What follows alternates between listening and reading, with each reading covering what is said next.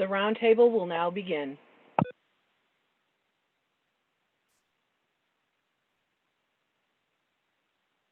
Good morning, everyone. My name is Mark Fendrick, Director of the University of Michigan Center for Value-Based Insurance Design. For those of you who don't know, Value-Based Insurance Design, or VBID, is built on the principle of lowering or removing financial barriers to essential high-value clinical services. You could learn more about our bipartisan multi-stakeholder efforts at www.vbidcenter.org. It is my honor and pleasure to welcome CMS Administrator Seema Verma back to the VBID Center. Administrator Verma oversees health coverage for more than 130 million Americans and directs quality and safety of all hospitals participating in the Medicare program. She oversees a $1 trillion budget, representing about a quarter of total federal spending. Since her confirmation in March of 2017, the administrator has set a bold agenda to empower patients and transform the healthcare system to deliver better value and patient-centered outcomes through competition and innovation. The VBID Center has worked closely with Administrator Verma and her team on a number of policy initiatives across Medicare, Medicaid, and the exchanges to move the system from volume to value. We were extremely pleased to read her announcement yesterday regarding steps to ensure that all Americans, including the nation's seniors, will have access to the COVID vaccine at no cost when it becomes available. This morning, we are honored to welcome the administrator to discuss a new final rule on price transparency, which is aimed to ensure that Americans know how much their healthcare will cost in advance, allowing them to make better informed decisions. Information on both announcements can be found on the VBID Center website. And since we at the VBID Center had long believed that most Americans don't care about total healthcare cost, but they care about what it costs them, this new rule regarding cost sharing is an important step forward. Immediately following the administrator's remarks, we have invited a nationally recognized panel of experts to give their impressions of these new rules. Panelists include Michael Chernew from Harvard Medical School, Kavita Patel from the Brookings Institute, Niall Brennan from the Healthcare Cost Institute, Lauren Vella from the Pacific Business Group on Health, Mark Wilson from the American Health Policy Institute, and Dr. Marty Macri from Johns Hopkins University. The VBID Center is so pleased to host all of you for today's roundtable. And Administrator Verma, the virtual podium is yours.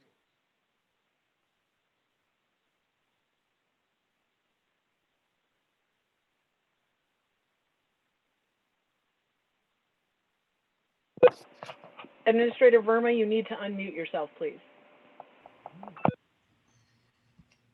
Okay, can you hear me now? Are we good? Yes, thank you so much. Well, good morning, and thank you all for joining us. This is a really big day for CMS, the American Healthcare Delivery System, and for the American patient. You know, when I came to CMS and working with the president, we defined our goals, and that was about delivering a better care to Americans, lower cost, and more choices.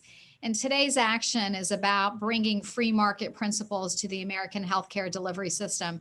We want providers to be competing for patients on the basis of cost and quality. And in order to create that environment, a key element is price and quality transparency.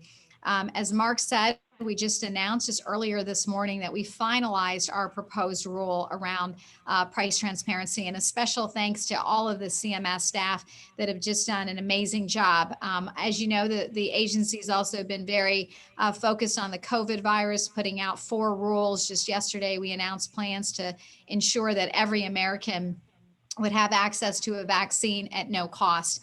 But today's action really is a long-term investment. We feel like this is going to be a new chapter in the American healthcare delivery system, and we're very proud of it. And I'm appreciative of the staff that have worked so hard to bring this across the finish line. So let me just briefly go over some of the main aspects of the final rule. The first one essentially is requiring health insurance companies to provide a personalized health tool that will give them individualized cost information. And this is really important because, as you'll recall, the steps that we're taking here today really build on our efforts around price transparency that we've been working on for the past 3 years. The most significant of those was our hospital price transparency rule. That actually goes into effect in January and is going to require hospitals to post all of their negotiated rates. And that's very important for patients. But as many of you would note, that only is telling you what the hospital has negotiated, but it's not individualized. And what a patient may pay is going to depend on their health plan, where they are in their deductible. And so today's action will require the insurance companies to create personalized tools so that people can estimate their costs on the front end. So that's one part of the rule. The second part of the rule requires the health plans to post all of this information publicly. So essentially, it's 3 different files. The first one is on their in-network negotiated rates. And then the second one is on out-of-network.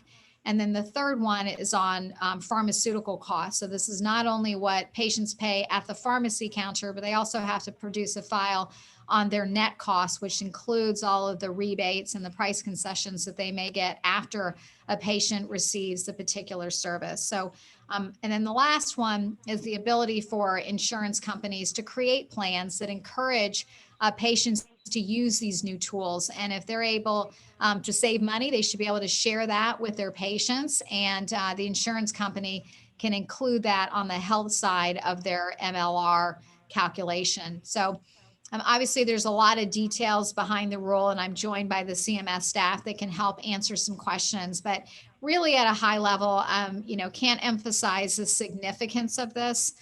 We know that there's going to be a lot of special interest groups out there that won't like this, that feel like this is going to lead to increased prices, that consumers aren't going to use this. But at the end of the day, we've seen in every other industry that having this transparency around pricing and allowing for competitive forces to work really does lower costs and increase quality. But at the end of the day, for me and for all of us at CMS, this really comes down to the experience that every single patient has. We've all been in a situation where we go in for services, we have no idea the quality of the providers, we have no idea what the price is, and that's just simply not fair. And this administration is all about being on the side of patients and doing what's right for patients. People should be able to have the right to know the cost of the services that they're going to get on the front end. This allows them to plan, and it allows them to be able to shop around for services and to be able to get the best deal for them and their families.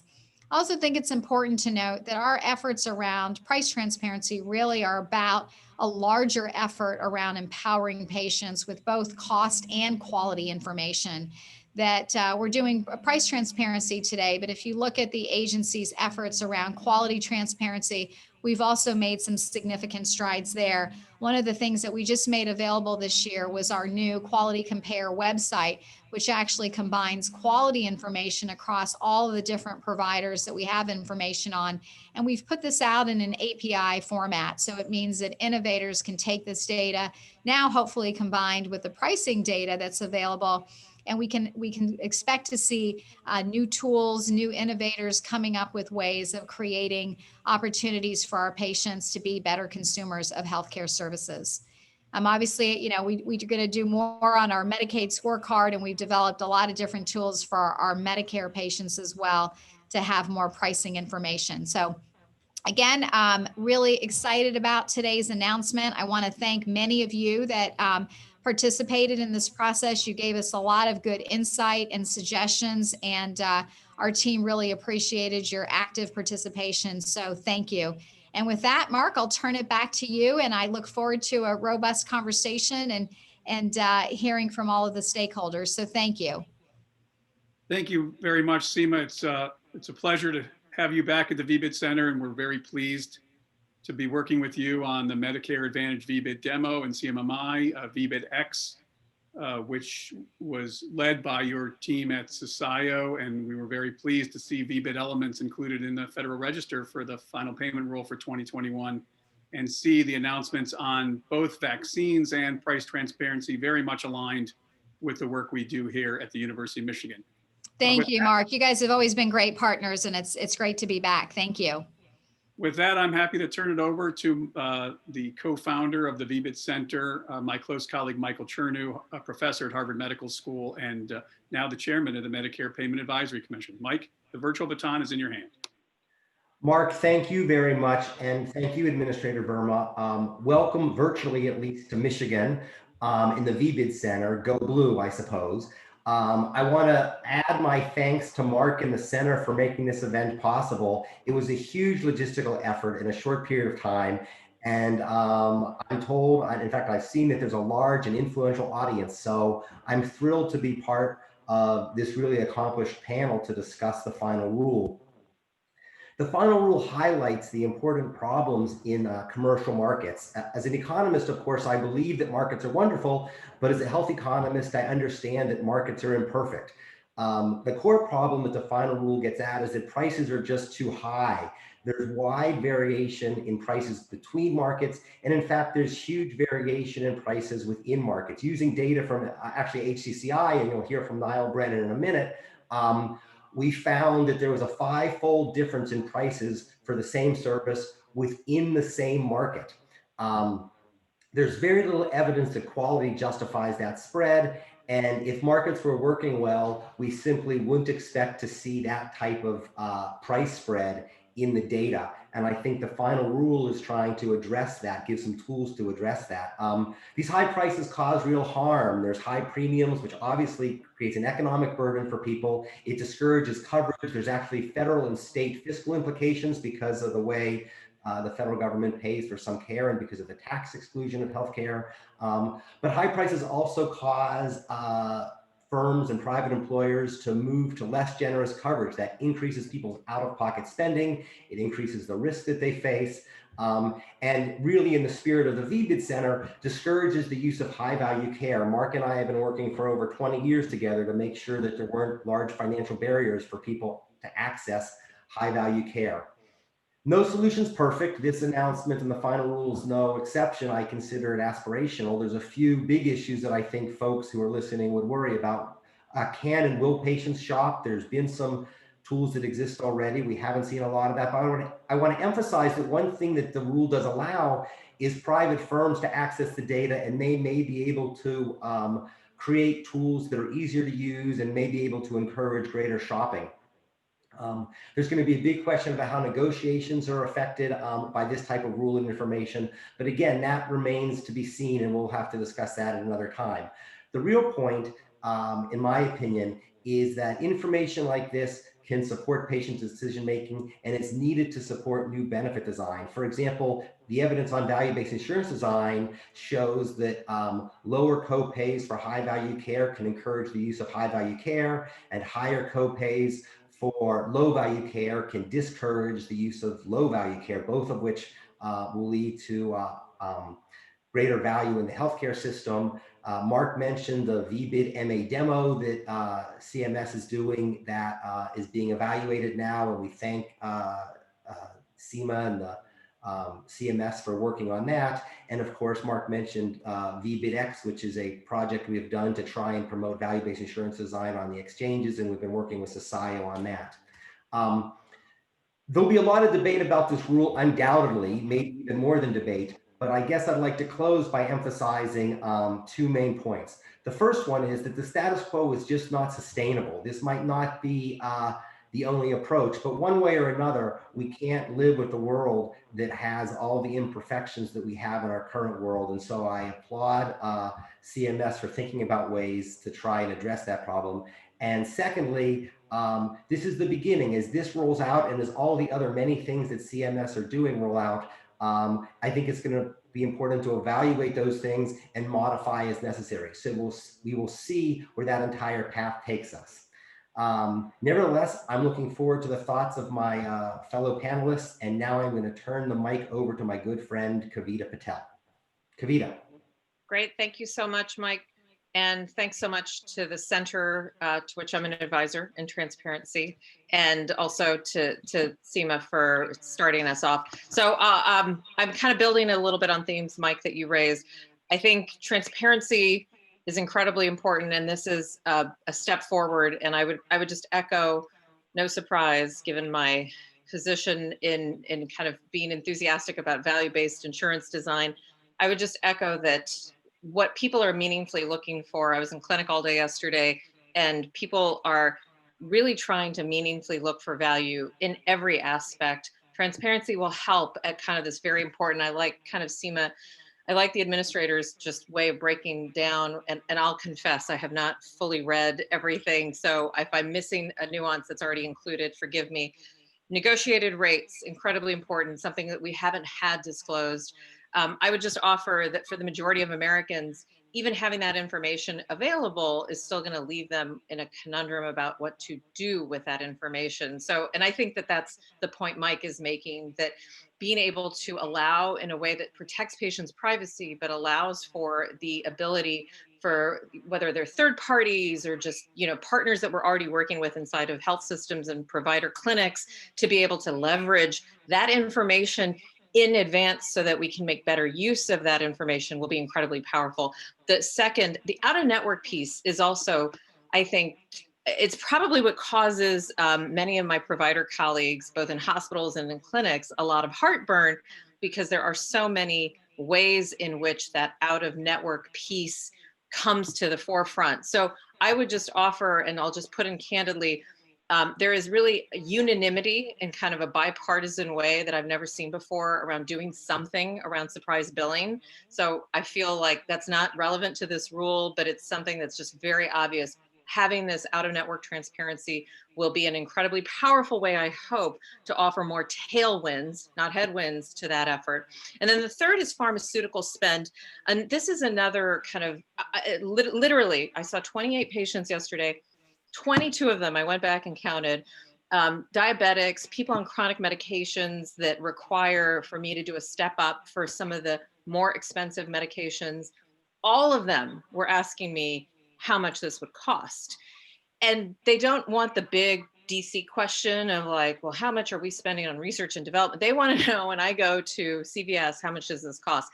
And do you know what's very sad? The only thing I have that I can offer them is a little GoodRx app and a little card so that I can try to help them, that when they do get there, they'll have some mechanism to kind of try to see how much it is. So the things that cause people to stay up all night and cause pressure in a way that I've never seen before are those out-of-pocket costs. So I think all of this is the right direction. I hope that we can, so just again, some of my takeaways is how can we incorporate more on the clinical value so that we are helping people make decisions at the point of care. And then something that I really do hope we do, in the Affordable Care Act, we kind of put in requirements that preventive services like vaccines, which is becoming a very important issue as of late, as we have a lot of attention on flu shots, et cetera, have no cost sharing.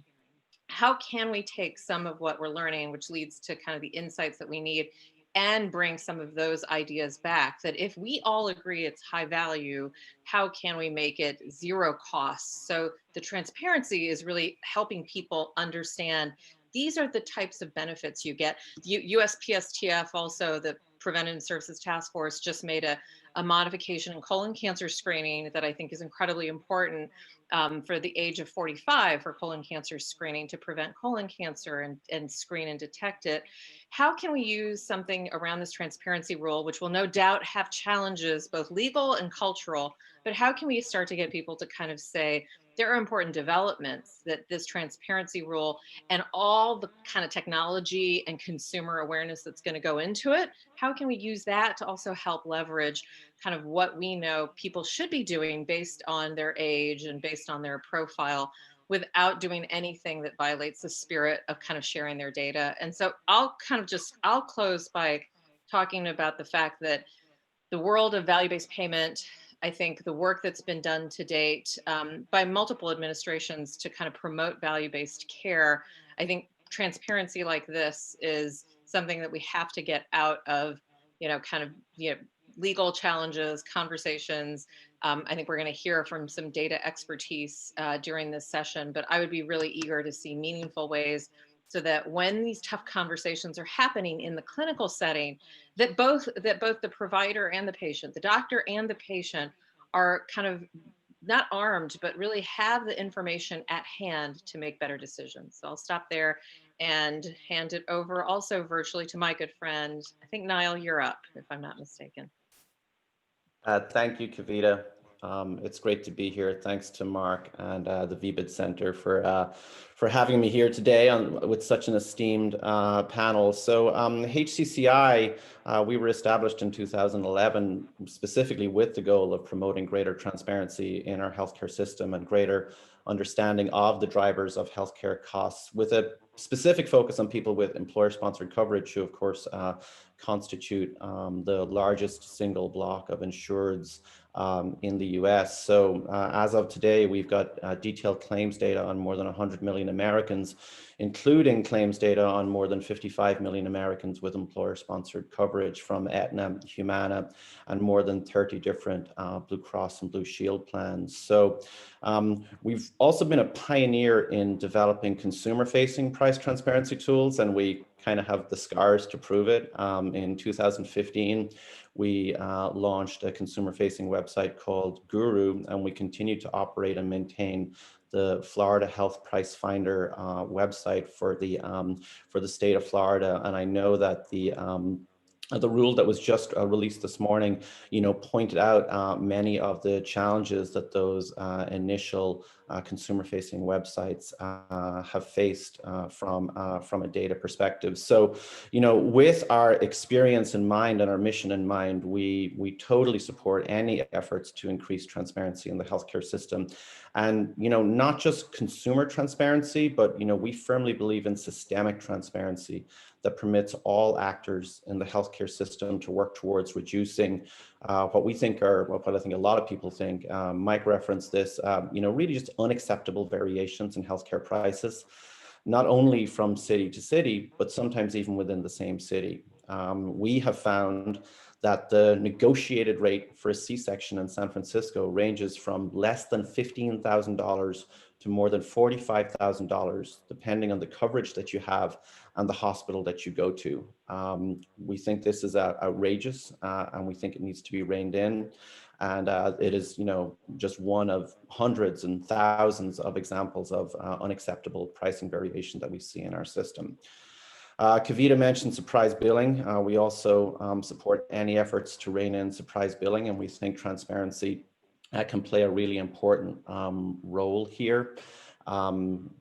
We think that transparency is surprise billing is literally an embarrassment for the US healthcare system, and just another way in which everyday Americans suffer in navigating our healthcare system. Again, we hope that we've been helpful in bringing data to this debate. Our research has shown that 1 in 7 inpatient admissions had an associated out-of-network professional service. And this ranged from a low of 46% in Wisconsin to a high of 26% in Florida. So think about that. If you are admitted to a hospital in Florida, you stand as high as a 1 in 4 chance of potentially getting a surprise out-of-network bill. We also appreciate the focus in this rule and other rules on the importance of shoppable services and defining shoppable services. It's hard to shop for healthcare when you're in the back of an ambulance, but it is easier to shop for other types of healthcare. And this is another area where we have contributed significant research and insight. We've estimated that 12% of healthcare spending is on the 70 CMS specified shoppable services in the hospital transparency rule, and that if you adopt a broader definition of shoppable services, which this new rule contemplates, that increases to 36% or more of spending. And the rule was only released this morning. I think myself and my organization and many others are still busily absorbing all the details. We do note that it does appear to lower compliance burden on plans and payers by permitting them to designate third parties like HCCI, who may already possess this data, to satisfy the reporting obligations under this rule. But to channel just, I think, Mike's closing comment or echo it. I think we're all in agreement that the status quo is absolutely not sustainable, and we need to act aggressively to rein in healthcare pricing. And with that, I'm going to hand it over to Lauren.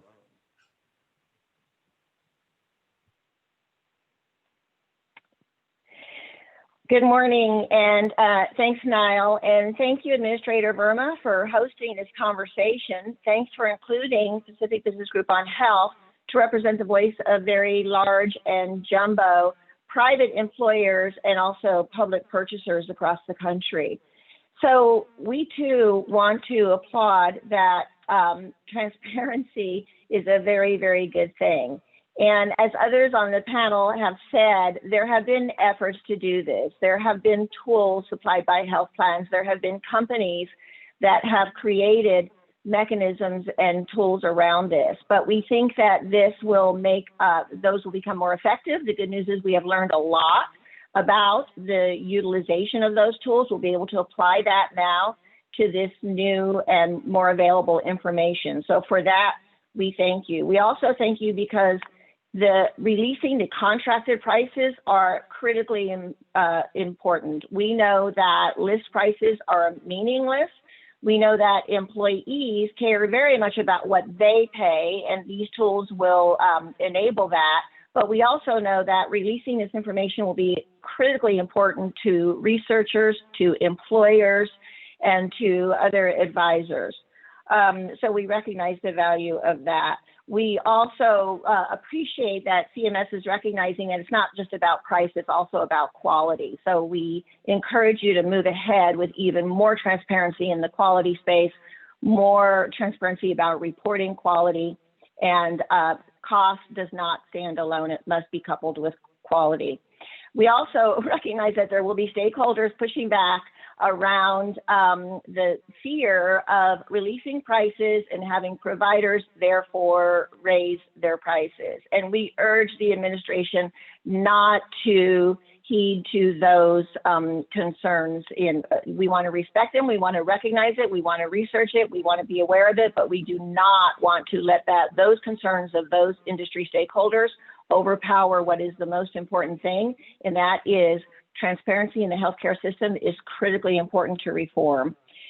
So with all of that said, this is all great. This is very, very good, but transparency alone will not have the impact we need it to have. And so we urge the administration to go even further and to pull every lever possible to move away from the misaligned incentives that are innate in a fee-for-service system. We really encourage looking at different payment models as you have, please continue to do so. I represent commercial insurers and self-insured employers, of course, who will need to be adopting those models. And so with that, thank you so much for having us. Look forward to the rest of the discussion. And I am going to turn the program over to Mark Wilson, who is the president of the American Health Policy Institute. Thanks, Lauren. And I'd like to thank Seema Verma in particular and the entire staff at HHS for putting out this final rule. It really is an historic step towards increasing transparency.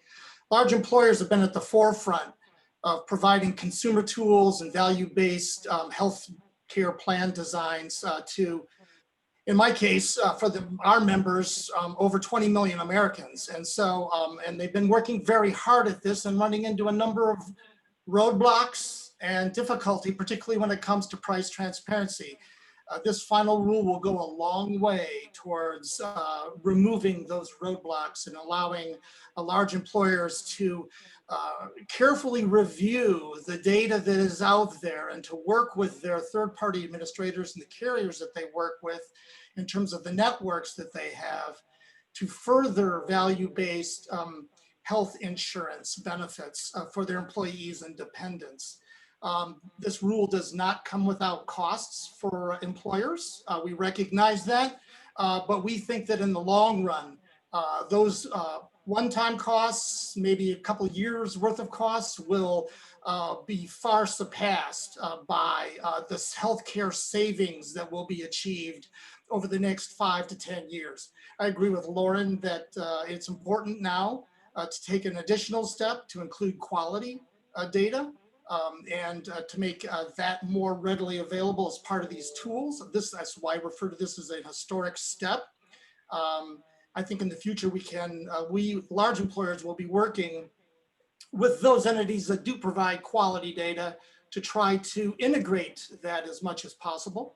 I'd like to thank HHS for taking into account the comments that they received from the employer community in terms of the implementation period to give us a chance to implement the final rule in a thoughtful way and in a way over a period of time that mitigates the costs on the employer community. And with that, I think I'll turn it over to Marty McCleary. Great. Thanks so much. And thank you, Mark. And real honor to be here with a bunch of friends and distinguished individuals on this very topic. But most importantly, I want to thank Seema Verma. She got it done. We were told by many people in Washington, how dare you? There's no way the special interests are going to go for it. And this got done, and it got done carefully, and it got done in a way that was listened to the special interests, but didn't kowtow or cater to them. So thank you for your leadership. I think this is a historic moment because the fundamental problem in healthcare today, we can talk about a lot of problems in the system, but the underlying problem is that we have non-competitive markets. And when you see a non-competitive market as a policymaker or a everyday American person out there, is you're tempted to say, well, let's create a rule to prevent that bad behavior within the non-competitive market. But the fundamental change that's needed is to convert non-competitive markets to competitive markets. And that's what this rule today does. You know, when nutrition labels got announced, we were told by the food industry in public health, we were told that there's no way the food industry would ever allow it, that this is a special interest that nobody could tackle. We were told that food prices would spike by the food industry. We were told that lots of people would lose their jobs. We were told that people would not be able to interpret nutrition labels. They wouldn't have the acuity. Well, guess what? All of those arguments were wrong. They were the same arguments we've heard with combating price transparency. They were all wrong with nutrition labels. What did we get? We got competitive markets where everyday folks now compete on the basis of facts and ingredients and health. And now we have a healthy marketplace based on ingredients.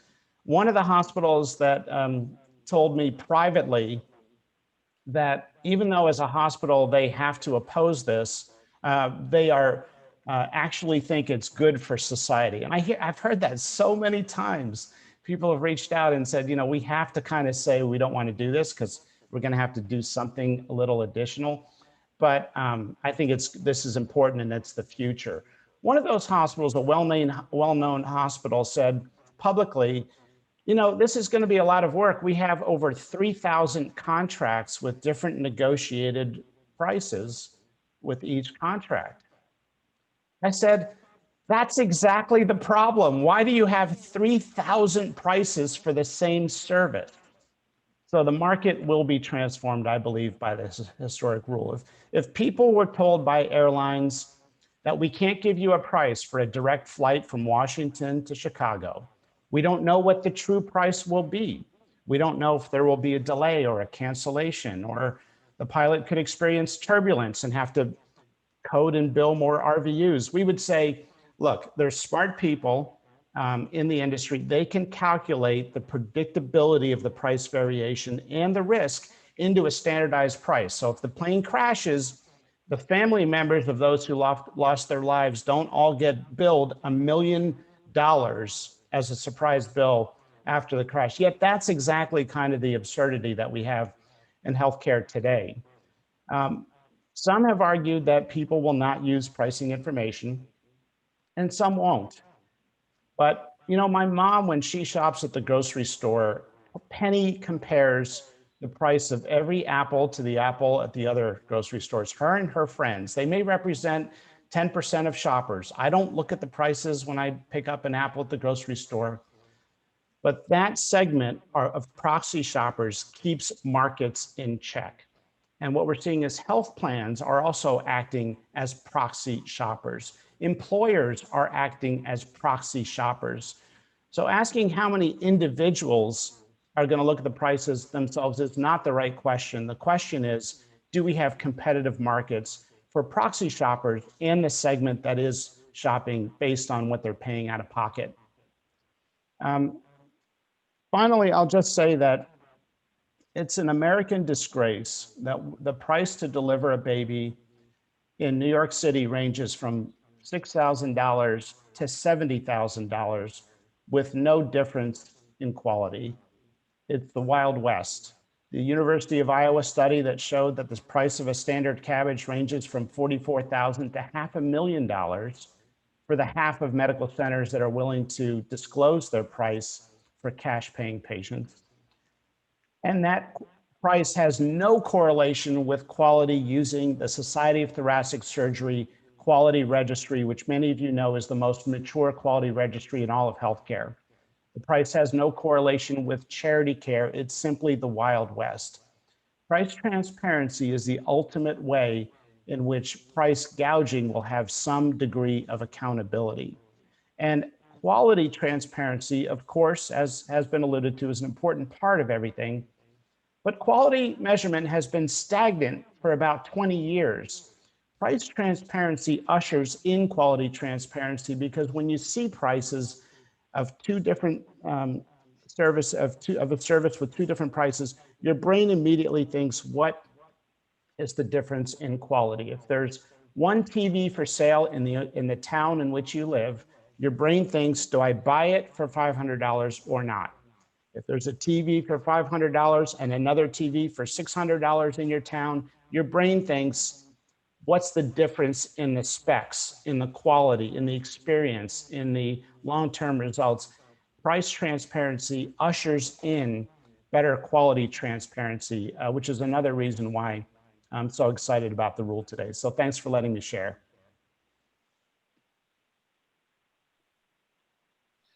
Panelists, thank you very much. Before I turn it back to Administrator Verma, I think it's really interesting, this discussion, and as a long-standing supporter of transparency, we at the VBID Center have felt that transparency is not enough. That as Americans have been asked to pay more and more out of pocket for the services that Kavita, Marty, and I as clinicians would beg our patients to do, we would like to see this transparency go further and see out-of-pocket costs fall for those services that are deemed to be those quality metrics and have them be raised for the services that are not making Americans any healthier.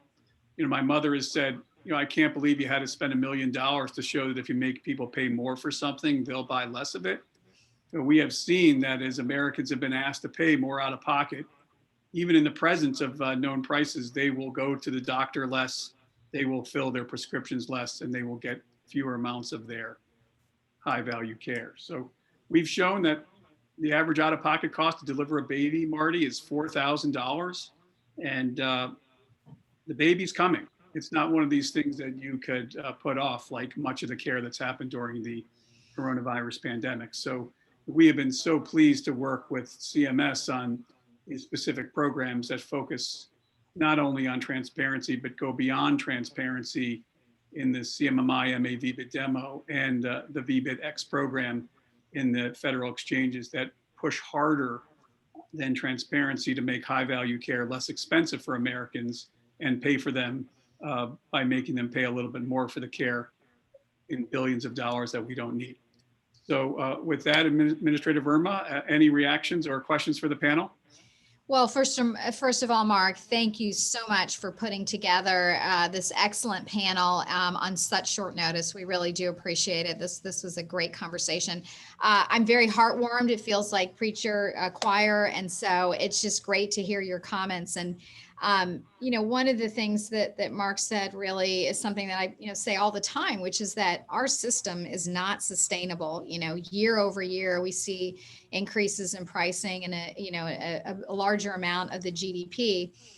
We're seeing Medicaid programs that are not sustainable. We're seeing Medicare, running out of money, and something's got to change here. We can't continue to keep perpetuating the status quo. And that's really what today's all about. You're right. It is taking on the special interest groups. And, I think that I didn't come to Washington, nor did the president, to just sort of, keep things going. We really did want to make change. And that's what today's all about. And I recognize that this is the first big step, but this is the turning point. There's going to be a lot of work to do. I think the points on quality are very important. We're driving hard on that too, trying to make quality metrics easier for patients and for providers and usable. At the end of the day, if it doesn't mean anything to either the patient or provider, then it's meaningless. And this is really part of that, larger effort around empowering patients, quality, pricing, and then also an important piece is the medical record. We didn't really talk a lot about that today, but the idea here is to bring a kind of a digital health experience where people can shop around for services. They have cost, quality information, and then they also have their medical record with them so they can easily seek out the provider that's delivering the best care. But like I said, I know we have a lot of work to do implementing this.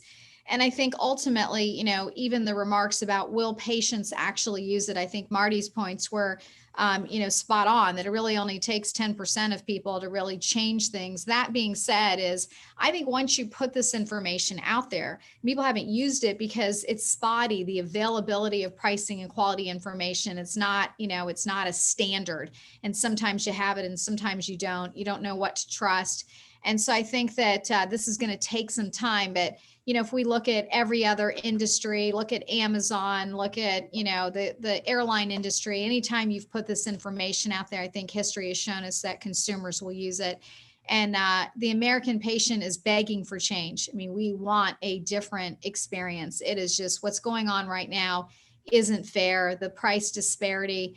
And this is a real opportunity to turn our whole healthcare system around. So I'm very proud of it. And, special thanks to the president because this guy's just stood behind us. He hasn't been afraid to take on special interests. He's given us a long runway to make policy changes across the healthcare system that I think are really going to turn the page for everyone. So again, I thank you all today. Great comments. We have a lot of work to do, and we're going to roll up our sleeves and go to it. And just thanks for all of your support. I appreciate it. And thank you again to Mark for arranging this.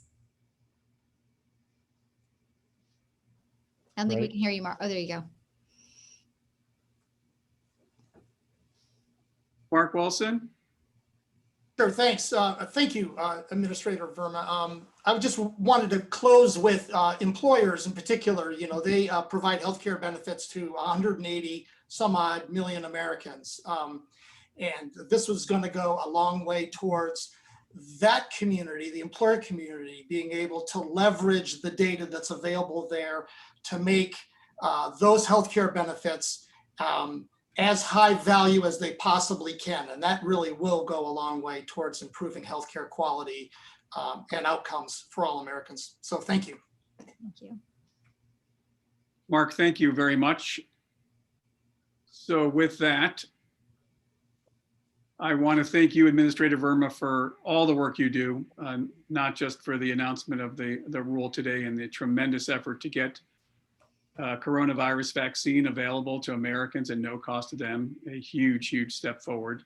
Want to thank your team and all the people at CMS who are working hard to make the health of American individuals and populations better. And with that, I want to thank Michael Chernew, Kavita Patel, Niall Brennan, Laura Vella, Mark Wilson, and Marty Macri for joining us for the roundtable today. This roundtable has been recorded. We'll be posting it on the VBID Center website. I wish all of you good health and a great rest of your day. Thank you all. Thank you. Thanks, everybody.